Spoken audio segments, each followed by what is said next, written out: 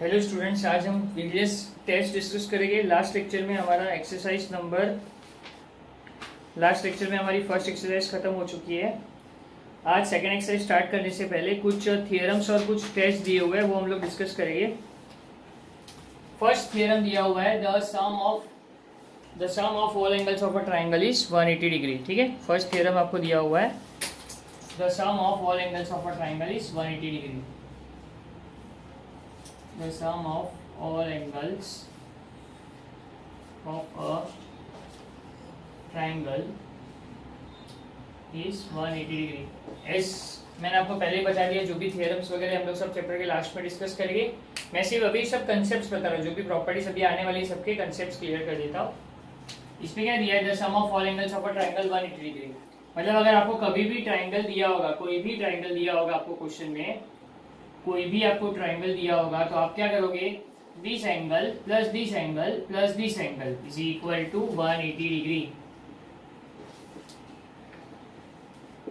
कभी भी आपको क्वेश्चन में ट्राइंगल दिया होगा तो आप डायरेक्टली क्या कर सकते हो, ट्राइंगल के तीनों एंगल का टोटल 180 डिग्री लिख सकते हो। और उसका रीजन क्या आएगा, the sum of all angles of a triangle is 180 degree. इस तरह से आप कर सकते हो। इस थ्योरम में आपने क्या सीखा कि किसी भी ट्राइंगल के तीन एंगल का सम कितना होता है, 180 डिग्री। उसके बाद है टेस्ट फॉर पैरेलल लाइंस।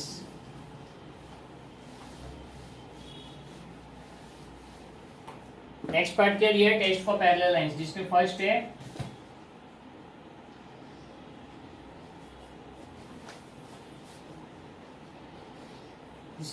है दिया हुआ है interior angle test. Interior angle test में देखो ध्यान से, ये दो लाइन पैरेलल ड्रॉ कर रहा हूं। अगर इंटीरियर एंगल टेस्ट पे क्या होता है, अगर किसी भी इंटीरियर एंगल का टोटल 180 डिग्री हो जाता है, आपको अगर ऐसा दिया हुआ है कभी भी कि कोई भी एक इंटीरियर एंगल ले लेता हो, मैंने नेमिंग क्या कर दिया, इंटीरियर एंगल का 1 और 2। कोई भी एक वन पेयर ऑफ एंगल, किसी भी वन पेयर ऑफ एंगल का टोटल अगर 180 डिग्री होगा, किसी भी वन पेयर ऑफ एंगल का टोटल 180 डिग्री होगा, तो जिस लाइन पे ये एंगल्स फॉर्म हो रहे होंगे, ध्यान से सुनो, किसी भी पेयर का टोटल अगर 180 डिग्री हुआ, तो जिस लाइन पे ये एंगल्स फॉर्म हो रहे होंगे, वो लाइंस आपस में क्या हो जाएगी, पैरेलल। तो यहाँ पे हमको क्या सीखने मिला, line L is parallel to line M. इसमें हमने क्या सीखा, अगर इंटीरियर एंगल का टोटल 180 डिग्री है तो हम लोग डायरेक्टली क्या लिख सकते हैं, लाइंस को पैरेलल लिख सकते हैं। आई बात समझ में, इंटीरियर एंगल का टोटल अगर 180 डिग्री है तो हम डायरेक्टली लाइंस को पैरेलल लिख सकते हैं। और इस प्रॉपर्टी को क्या नाम देंगे हम लोग, इंटीरियर एंगल टेस्ट। आगे बात समझ में, ये हो गया टोटल 180 डिग्री और इसका रीजन आएगा इंटीरियर एंगल टेस्ट। ये सारी प्रॉपर्टी समझना, क्योंकि इन सब में हम लोग जब भी सॉल्व करेंगे तो पूरा जो भी है प्रॉपर्टी वाइज ही सॉल्व करेंगे।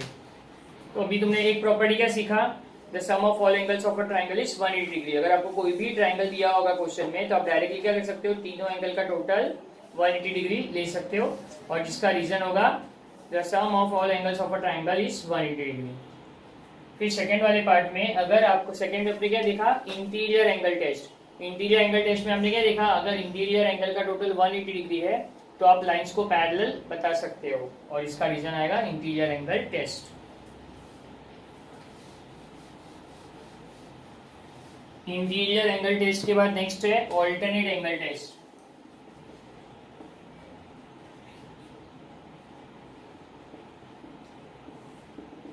ऑल्टरनेट एंगल टेस्ट में आप क्या देखोगे, अगर ऑल्टरनेट एंगल्स, कोई भी one pair of alternate angles अगर आपस में कॉन्ग्रेंट है, जैसे कि ये एंगल ए है, ये एंगल बी है, कोई भी one pair of alternate angles आपस में कॉन्ग्रेंट हो जाएगा, तो आप क्या करोगे, इस लाइन को इससे पैरेलल बता दोगे बाय ऑल्टरनेट एंगल टेस्ट। आ रही बात समझ में, क्या दिया है देखो, इसमें आपको क्या दिया होगा, कोई भी one pair of alternate angles congruent दिया होगा, कोई भी one pair of alternate angles आपस में कॉन्ग्रेंट दिया होगा, तो इससे आप लोग डायरेक्टली क्या लिख सकते हो, line L is parallel to line M, और इसका रीजन क्या आ जाएगा, ऑल्टरनेट एंगल टेस्ट। आने बात समझ में, इसका रीजन आ जाएगा ऑल्टरनेट एंगल टेस्ट। अभी कभी भी लाइंस को पैरेलल बताना होगा, लाइंस को पैरेलल प्रूव करने के लिए हमारे पास क्या होता है, ये जो भी हम लोग टेस्ट कर रहे हैं, हम लोग किसके लिए कर रहे हैं, लाइंस को पैरेलल बताने के लिए। तो सबसे पहले लाइंस को पैरेलल बताने के लिए हमने तीन टेस्ट स्टडी करने हैं। सबसे पहला टेस्ट हमने क्या किया, interior angle test. Interior angle test में हमने क्या देखा, इंटीरियर एंगल का टोटल अगर 180 डिग्री है तो लाइंस आपस में पैरेलल होगा। सेकंड हमने क्या देखा, ऑल्टेड एंगल टेस्ट। ऑल्टेड एंगल टेस्ट में क्या देखा, अगर वन पेयर ऑफ ऑल्टेड एंगल्स कॉन्ग्रुएंट है, वन पेयर ऑफ ऑल्टेड एंगल्स कॉन्ग्रुएंट है तो लाइंस क्या हो जाएगी, पैरेलल हो जाएगी बाय ऑल्टेड एंगल टेस्ट। तो आपको पता है इंटीरियर एंगल टेस्ट हो गया, ऑल्टेड एंगल टेस्ट हो गया, तो अब क्या बचेगा, corresponding angle test. Corresponding angle test में क्या हो जाएगा, करस्पॉन्डिंग एंगल्स, यहाँ पे एंगल ए लेता हूं, यहाँ पे एंगल बी ले लेता हूं, ठीक है। ऑल्टेड एंगल टेस्ट में क्या होता है, अगर वन पेयर ऑफ ऑल्टेड एंगल्स आपस में कॉन्ग्रुएंट है, अगर वन पेयर ऑफ ऑल्टेड एंगल्स आपस में कॉन्ग्रुएंट है तो लाइंस किससे पैरेलल हो जाएगा, बाय ऑल्टेड angle test. One pair of ऑल्टेड एंगल्स मतलब क्या हो गया, angle A is congruent to angle B है, वन पेयर ऑफ ऑल्टेड एंगल्स कॉन्ग्रुएंट है, sorry one pair of corresponding angles congruent है, तो इससे हमें क्या मिलेगा, तो भी हम लोग लाइंस को डायरेक्टली पैरेलल प्रूव कर सकते हैं, डायरेक्टली पैरेलल लिख सकते हैं bye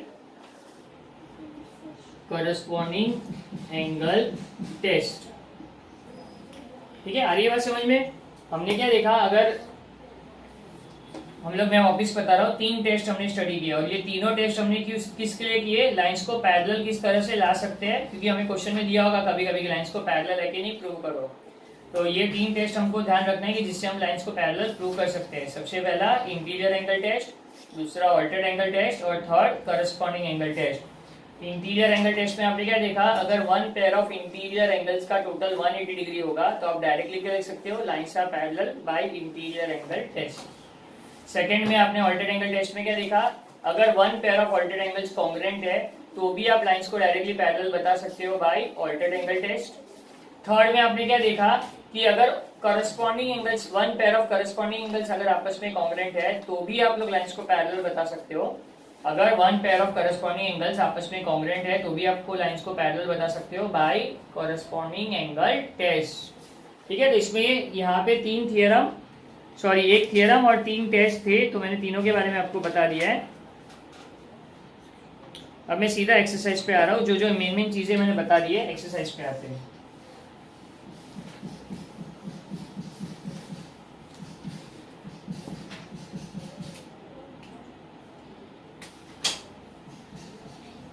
exercise 2.2, just a moment, exercise 2.2 करते हैं हम लोग।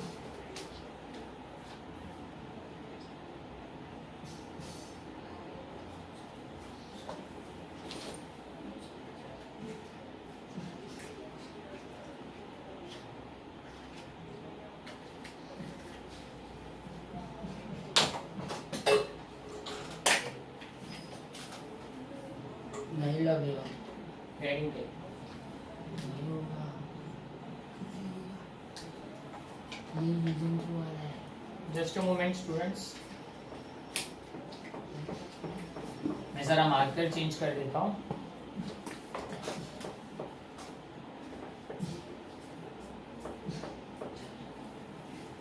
मुझे यहाँ पे फर्स्ट सम में दिया हुआ है, एक डायग्राम दिया हुआ है इस तरह से, एक ट्रांसवर्सल दिया हुआ है, इस लाइन को नाम दिया हुआ है लाइन L, इस लाइन को नेम दिया हुआ है लाइन M, इस लाइन को नेम दिया हुआ है लाइन N। ये इंटीरियर एंगल है x और y, ठीक है। मुझे दिया हुआ है y is equal to 108 degree और x is equal to 71 degree, और आपको क्वेश्चन में पूछा है are the lines M and N are parallel, ये लाइंस आपस में पैरेलल है, अगर है तो जस्टिफाई करो, इफ नॉट तो भी जस्टिफाई करो कि क्या है। तो यहाँ पे ये y दिया हुआ है 108 डिग्री, ठीक है। तो सबसे पहले तो आपको क्या चेक करना है कि ये y और x कैसा पेयर ऑफ एंगल्स फॉर्म कर रहे हैं, क्या ये इंटीरियर एंगल्स है, क्या ये करस्पॉन्डिंग एंगल्स है, या क्या ये ऑल्टेड एंगल्स है। तो ये दोनों आप देख सकते हो कि ये दोनों क्या है, इंटीरियर एंगल्स है। तो इंटीरियर एंगल्स में क्या होता है, अगर इंटीरियर एंगल का टोटल 180 डिग्री होता है तो आप लाइंस पैरेलल बता सकते हो बाय इंटीरियर एंगल टेस्ट। अगर इंटीरियर एंगल का टोटल 180 डिग्री होता है तो आप लाइंस पैरेलल बता सकते हो बाय इंटीरियर एंगल टेस्ट। अगर नहीं होगा टोटल 180 डिग्री तो लाइंस पैरेलल नहीं होगी। तो चेक करते हैं, angle x plus angle y या तो ऐसा लिख सकता हूँ, सबसे पहले क्या लिखूंगा, angle X and angle Y are interior angles between line M and line N. सबसे पहले मैंने क्या लिखा, line X and Y are interior angles between line M and line N. फिर मैं क्या करूंगा, angle X plus angle Y कर देता हूँ। Angle X plus angle Y मतलब एंगल एक्स कितना है 71 और एंगल वाई क्या है 108। 71 प्लस 108 तो कितना हो गया, 71 प्लस 108, 8 प्लस 1 9, 10 प्लस 7 17। तो आप देख सकते हो क्या इसका टोटल 180 डिग्री है। मतलब मैं बोलूंगा therefore angle X plus angle Y is not equal to 180 degree. Angle X plus angle Y is not equal to 180 degree. यहाँ पे सॉरी 179 आएगा। Angle X plus angle Y is not equal to 180 degree. Therefore मैं क्या बोलूंगा, line M is not parallel to line M is not parallel to line N. यहाँ पे आपने क्या लिखा, line M is not parallel to line N by interior angle test of parallel lines. That's all. इसका reason क्या आ जाएगा, by interior angle test of parallel lines. अगर इंटीरियर एंगल का टोटल 180 डिग्री नहीं है तो लाइंस आपस में पैरेलल नहीं होगी, by interior angle test of parallel lines. So आपको दिख रहा होगा अच्छे से।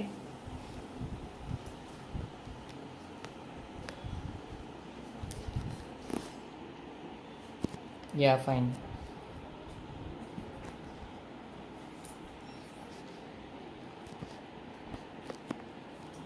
ठीक है, तो ये वाला सम हमारा हो गया। फर्स्ट वाला सम, इंटीरियर एंगल का टोटल 180 नहीं था, टोटल 180 से कम था, तो हमने देखा कि इंटीरियर एंगल का टोटल 180 नहीं है तो लाइंस पैरेलल नहीं होगी। That's all.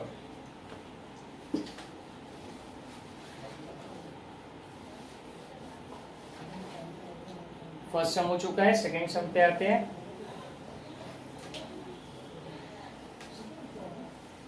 सेकंड सम में आपको दिया हुआ है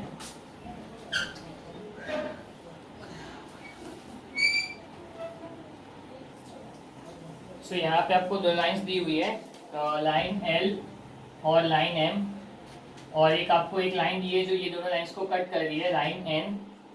और ये एंगल ए है और ये एंगल बी है।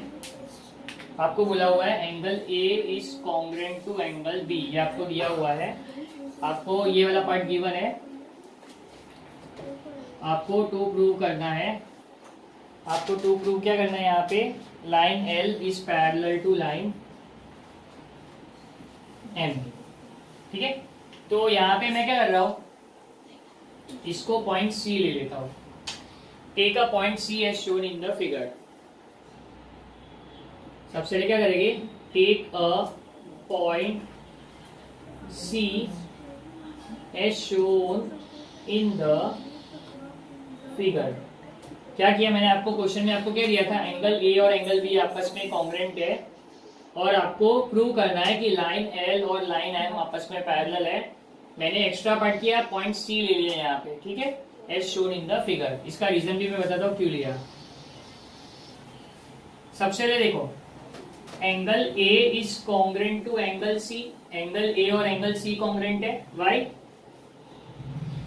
Because they form vertically opposite angle. Statement number 1।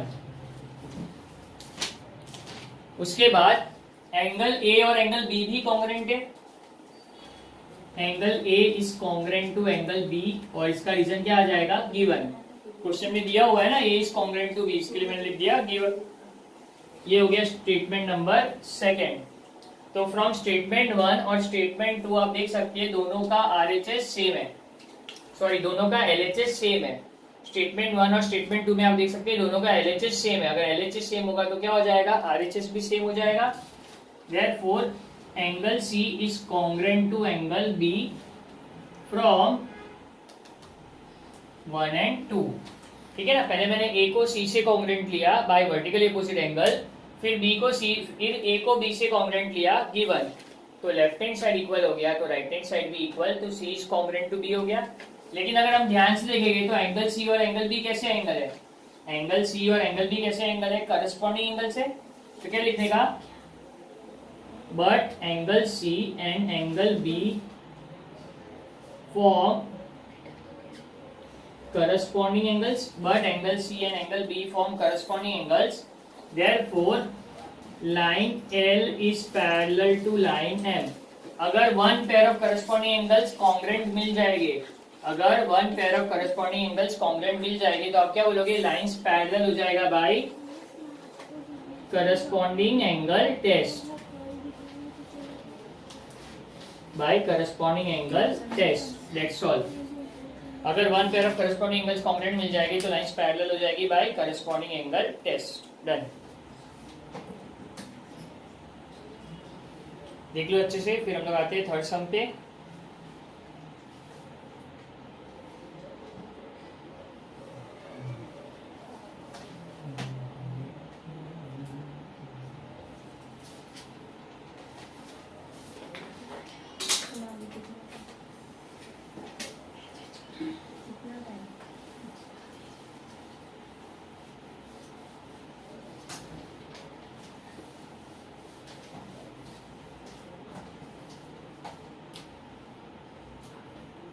Third सम में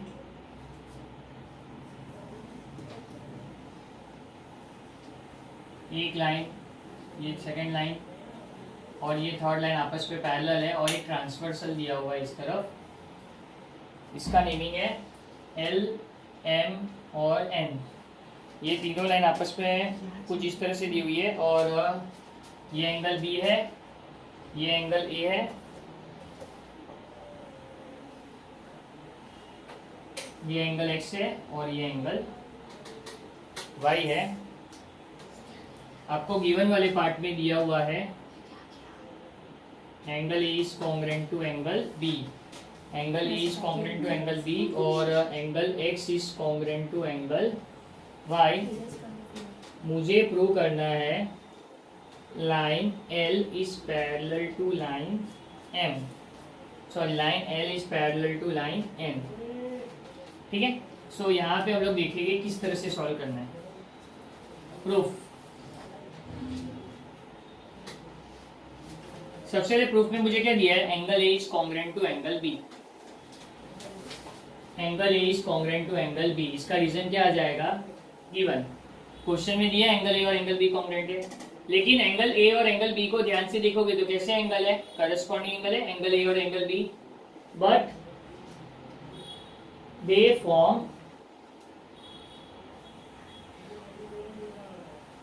corresponding angles। एंगल ए और एंगल बी कैसे एंगल फॉर्म कर रहे हैं, but they form corresponding angles. तो इससे क्या पता चलेगा, line L is parallel to line M. अगर one pair of corresponding angles congruent हो जाएंगे तो दो लाइन पैरेलल हो जाएगी by corresponding angle test, by corresponding angle test. L और एम पैरेलल हो गया और इसको दे दिया स्टेटमेंट नंबर 1। अब नेक्स्ट इंफॉर्मेशन क्या दी है आपको, angle X is congruent to angle Y, also angle X is congruent to angle Y. Angle X और वाई आपस में कॉन्ग्रुएंट दिए हुए हैं, इसका रीजन क्या लिख देना है, गिवन। लेकिन एंगल एक्स और एंगल वाई कैसे एंगल फॉर्म हो रहे हैं, देखो एंगल x और एंगल y कैसे एंगल फॉर्म हो रहे हैं, z फॉर्म कर रहे हैं ना। z मतलब क्या होता है, करस्पॉन्डिंग एंगल्स। तो क्या लिखेंगे, but angle x and angle y, sorry corresponding नहीं, ये z फॉर्म हो रहा है मतलब ऑल्टेड एंगल्स हो गए, but angle x and angle y form alternate, but angle x and angle y form alternate angles. Alternate angles form हो गए तो क्या हो जाएगा, लाइन पैरेलल हो जाएगी। ये एंगल x कौन सी लाइन पे है, लाइन m पे, एंगल y किस कौन सी लाइन पे है, लाइन n पे। तो लाइन m और लाइन n आपस में पैरेलल हो जाएगी बाय ऑल्टरनेट एंगल टेस्ट। पहले corresponding one pair of corresponding angle congruent था तो मैंने लिखा by corresponding angle test lines parallel हो गई। फिर मैंने देखा ऑल्टरनेट एंगल्स कॉन्ग्रुएंट है तो by alternate angle test lines parallel हो गई। तो ये स्टेटमेंट नंबर 2। अब स्टेटमेंट नंबर 1 और स्टेटमेंट नंबर 2 को कंपेयर करो। स्टेटमेंट नंबर 1 में क्या है, line L is parallel to line M. Statement number 1 में क्या दिया है, line L is parallel to line M. Statement number 2 में क्या दिया हुआ है, line M is parallel to line N. तो लाइन एल एम से पैरेलल है और लाइन एम एन से पैरेलल है। इसका मतलब क्या हो गया, first is parallel to second and second is parallel to third. इससे क्या हो जाएगा, line L is parallel to line N. First second से पैरेलल है और सेकंड थर्ड से पैरेलल। इससे क्या हो जाएगा, फर्स्ट और थर्ड पैरेलल हो जाएंगे। ठीक है, तो इससे क्या पता चलेगा, line L is parallel to line N from 1 and 2। That's all. From 1 and 2 से लाइन एल और लाइन एन पैरेलल हो गया। आप लोग देख सकते हैं अच्छे से।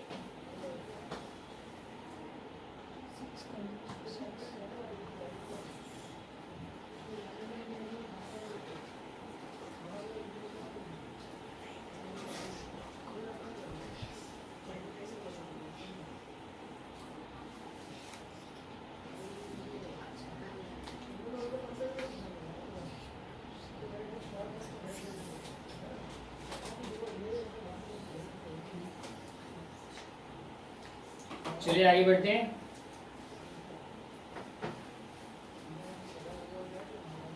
क्वेश्चन नंबर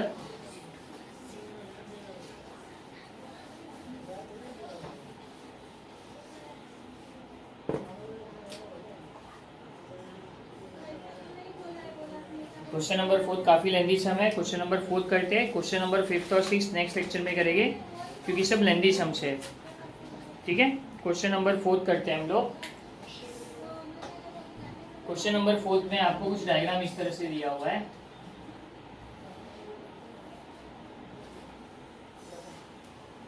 ये ए है, ये बी है, ये सी है, ये डी है, ये ई है,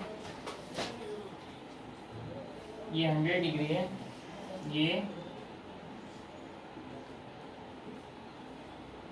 50 डिग्री है।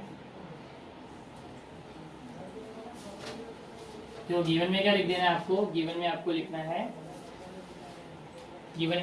Angle C is equal to 50 degree.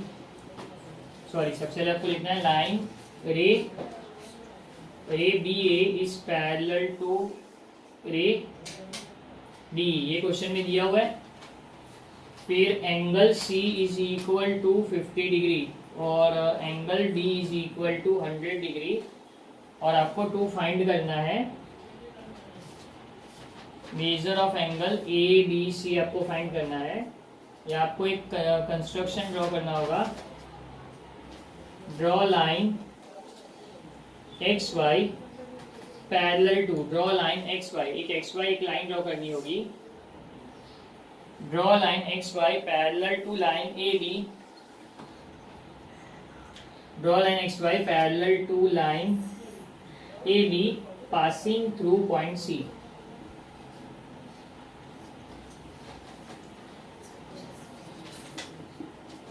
ठीक है, पासिंग थ्रू पॉइंट सी।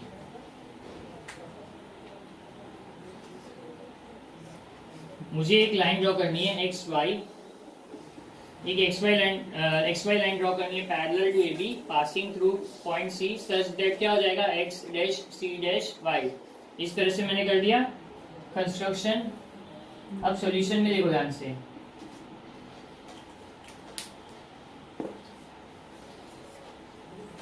अब देखो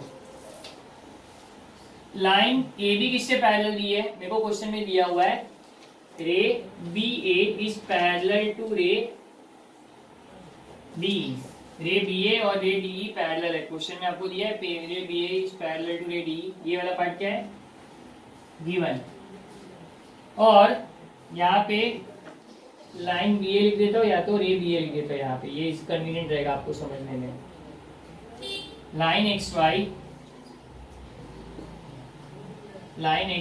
is parallel to ray B A. ये मुझे किससे पता चला, कंस्ट्रक्शन से। X Y is parallel to B A है, ये मुझे किससे पता चला, कंस्ट्रक्शन से।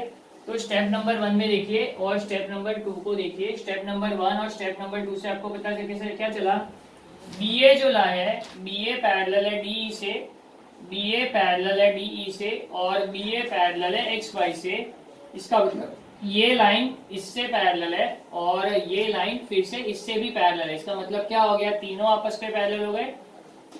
Therefore ray D E is parallel to ray B A is parallel to line, इस पैरेलल टू लाइन क्या हो जाएगा, एक्स वाई। ये देयरफॉर ये तीनों आपस में पैरेलल हो गए फ्रॉम 1 एंड 2। फ्रॉम 1 एंड 2 क्या हो गया, तीनों आपस में पैरेलल हो गए। अब ध्यान से देखिए इसको सॉल्व कैसे करना है। ये एंगल प्लस ये एंगल इंटीरियर एंगल है, ये दोनों एंगल कैसे एंगल है, इंटीरियर एंगल है। इनका टोटल क्या होगा 180 डिग्री। तो मैं क्या लिखता हूं, angle EDC, angle EDC plus angle BCY is equal to 180 degree. Angle EDC plus angle DCY is equal to 180 degree. इसका रीजन आएगा इंटीरियर एंगल थियरम। ठीक है, इसका रीजन आएगा इंटीरियर एंगल थियरम। ये कितना है 100 डिग्री है, plus angle D C Y is equal to 180 degree. तो एंगल डी सी वाई क्या हो जाएगा 180 minus 100। So angle D C Y कितना हो जाएगा, एंगल डी सी वाई हो जाएगा 80 डिग्री। तो ये एंगल मुझे 80 डिग्री मिल गया। ठीक है, अब मैं ये दोनों एंगल को ऐड कर देता हूँ, ये दोनों एंगल को मैं ऐड कर देता हूँ। Angle B C D plus angle B D C Y, ये दोनों एंगल को ऐड करूंगा तो एक बड़ा एंगल बन जाएगा। ये पूरा एक एंगल, ये बड़ा वाला एंगल किससे बनता है, ये एंगल और दो छोटे एंगल्स को ऐड करके ये बड़ा वाला एंगल बनेगा ना। तो यहाँ पे हमें क्या करना है, अभी angle B C Y,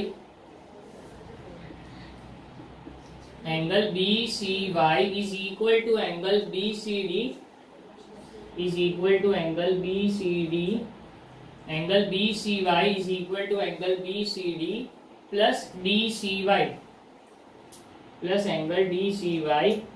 angle sum property, इसका रीजन आएगा एंगल सम प्रॉपर्टी। तो समझ में आ रही बात। ये बड़े वाले एंगल को दो छोटे एंगल को प्लस किया तो एक बड़ा एंगल बनता है, जिसको क्या बोलते हैं, एंगल सम प्रॉपर्टी। तो ये एंगल कितना है 50 डिग्री प्लस 80 डिग्री, तो कितना हो गया, तो एंगल बी सी वाई कितना मिल गया 130 डिग्री। और इसको दे देता हूँ statement number 1। Angle B C Y कितना हो गया 130 डिग्री, और इसको दे देता हूँ मैं स्टेटमेंट नंबर 1।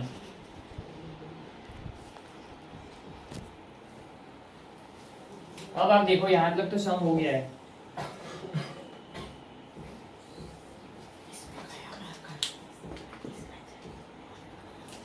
अब angle A B C is congruent to angle B C Y, angle A B C is congruent to angle B C Y, angle A B C is congruent to angle B C Y. ये क्या होगा, ऑल्टेड angles, ये ऑल्टेड angles बोल सकता हूँ, ये ऑल्टेड angle theorem बोल सकता हूँ कि दो ऑल्टेड एंगल्स आपस में लाइन पैरेलल है तो दो ऑल्टेड एंगल्स को हम लोग आपस में कॉन्ग्रुएंट लिख सकते हैं। बाय ऑल्टेड एंगल थियरम लिख दो या तो बाय ऑल्टेड एंगल्स लिख दो। सो एंगल एबीसी तो मुझे नहीं पता, तो एबीसी किससे इक्वल हो जाएगा, एंगल बीसीवाई तो मुझे पता है ना 130 degree. Angle BCY is equal to 130 degree from statement number 1, और इसको दे दो स्टेटमेंट नंबर 2। तो इसका रीजन क्या आ जाएगा, फ्रॉम 1 एंड 2।